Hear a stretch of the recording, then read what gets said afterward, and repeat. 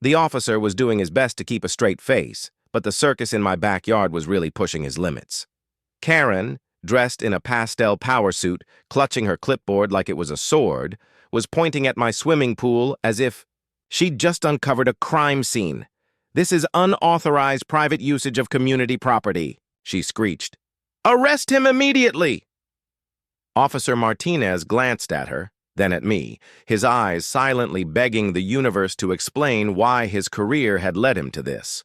Without saying a word, I calmly reached into the folder I'd prepared weeks earlier and handed him my property deed. As he read through it, I caught the corners of his mouth twitching. He knew exactly what was about to happen.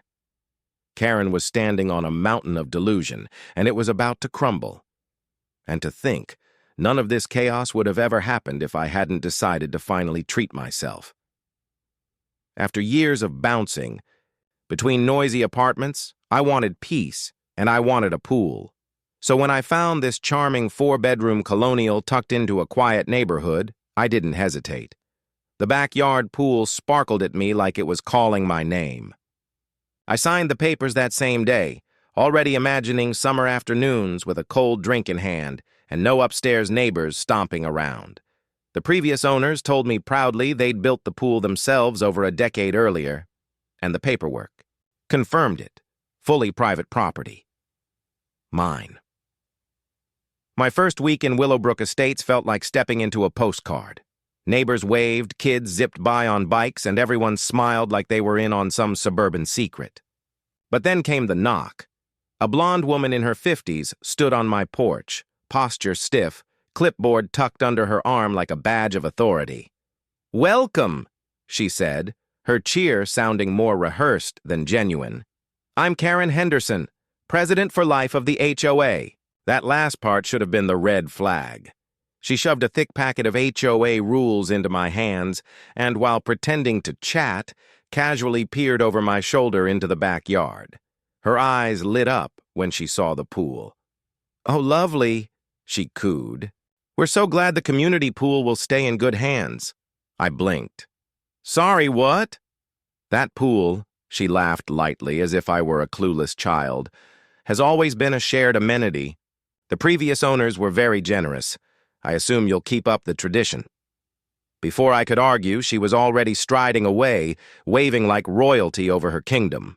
I stood frozen, thick rulebook in hand, wondering if I'd accidentally moved into another dimension. Over the next few weeks, Karen made it crystal clear what she meant by community pool. One afternoon, I came home to find her sprawled out on my lounge chairs, sunglasses on, like it was her private resort. Another morning, I woke up to the sound of splashing. Karen, of all people, was doing water aerobics in my pool. Perfect. "Temperature today," she chirped while I stood slack-jawed in disbelief. Then came the flyers. "Community swim hours," they announced in bold print. "Tuesdays and Thursdays. Open to all Willowbrook residents." The first time it happened, I walked into my backyard to find half the neighborhood there. Kids screaming, parents lounging, my pool looking like a YMCA. And there was Karen, poolside with a whistle, running. The whole show like a summer camp director. I politely asked everyone to leave, explaining this was private property. Most of the neighbors looked shocked, even embarrassed. "But Karen," she doubled down. "You're being selfish," she snapped. "This goes against everything the HOA stands for." That night, I installed a stronger lock on my gate. The next morning, I found a note taped neatly to it in cursive handwriting. "You are in violation of HOA Regulation 7.3 regarding shared amenities. Remove the lock or face fines." I tossed it in the recycling bin.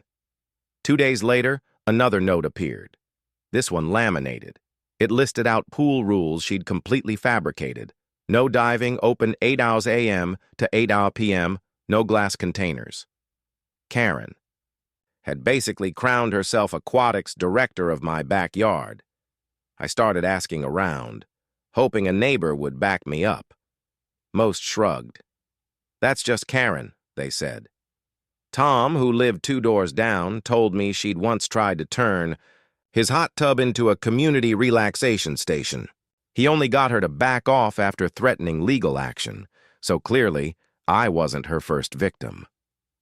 But things hit rock bottom the day I came home early with a pounding migraine, only to find 4 women in matching swimsuits doing a full synchronized swimming routine in my pool.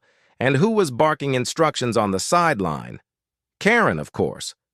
That was it. I stormed outside and told her flatly, "Karen, leave. Don't come back without my permission." She climbed out of the pool, dripping, water everywhere, tugging at her floral swim cap with exaggerated drama, like she was starring in some tragic stage play. "You're making a big mistake," Karen hissed as she wrung out her swim cap. "The HOA will hear about this." 2 days later, she delivered on her threat. I opened my front door to find Officer Martinez standing there again, with Karen trailing behind him, arms folded across her chest like a general who'd just won a war. "Sir," Martinez said carefully, trying to keep a neutral tone, "I need to ask a few questions about pool access." Karen didn't wait for an invitation. She barged straight into my foyer. "This man is hoarding community property," she announced dramatically. "He's violating our HOA charter." Outside, neighbors began to gather, drawn by the commotion like moths to a porch light. I took a steady breath. "One moment, officer." I walked into my office and returned with the folder I'd been compiling for weeks. Property deed, survey maps, even a statement from the title company. I handed it all to him. "The pool was installed in 2009, I explained. 3 years before this HOA even existed. It sits fully on my property." Martinez flipped through the paperwork with the patience of a man who had probably seen stranger disputes, but not by much. Karen kept trying to crane her neck to peek at the pages. Finally, he looked up and read aloud. "Property boundaries. Include all structures, including the 16 by 32-foot pool and deck." He turned to Karen. "Ma'am, intent doesn't override deed law. If you continue entering his property without permission, you could face trespassing charges." A ripple of gasps moved through the neighbors. Someone muttered, "Knew she was full of it." Karen's face flushed an impressive shade of magenta.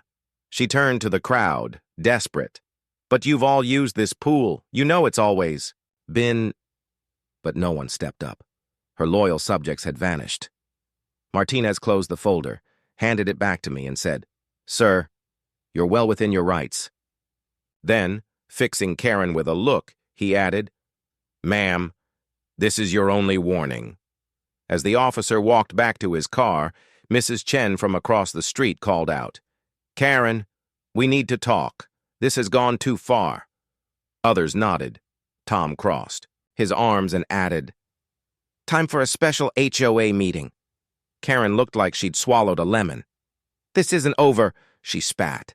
"There must be some clause about implied communal usage." Nobody listened. That Wednesday, the community center was packed, every seat taken. Karen sat stiffly at the head table trying to maintain her queenly composure. But Mrs. Chen wasted no time. "We're voting on your removal," she announced. "Your actions have embarrassed this neighborhood." Karen sputtered about traditions and unity, but I stood up and presented my documentation, proving once again that the HOA charter never mentioned my property or my pool. The vote was swift, 28-2. Karen and her loyal sidekick Deborah were the only no votes. "You'll regret this," Karen shouted. "I've given years to this HOA." Tom rose to his feet. "And in those years, you tried to commandeer 3 hot tubs, 2 gazebos, and now a pool. Enough." Then the community lawyer brought in specifically for the meeting delivered the final blow.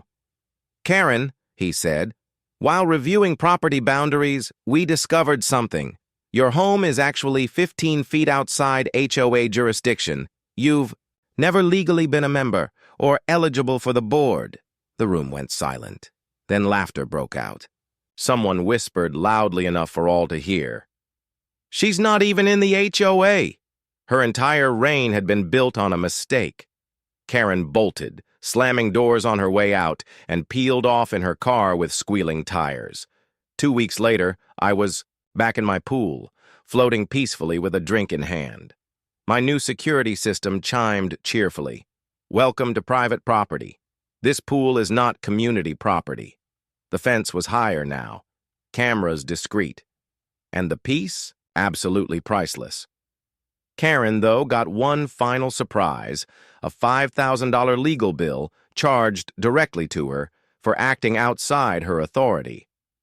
Tom told me the next time she spotted him at the grocery store, she sprinted down another aisle to avoid him.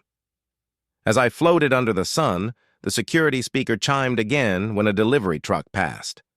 This pool is not community property. No, Karen, it never was. And if you enjoyed watching her imaginary HOA empire crash and burn, make sure to hit like and subscribe. I've got plenty more wild neighborhood stories, HOA meltdowns, and justice served ice cold. Trust me, you won't want to miss what's coming next.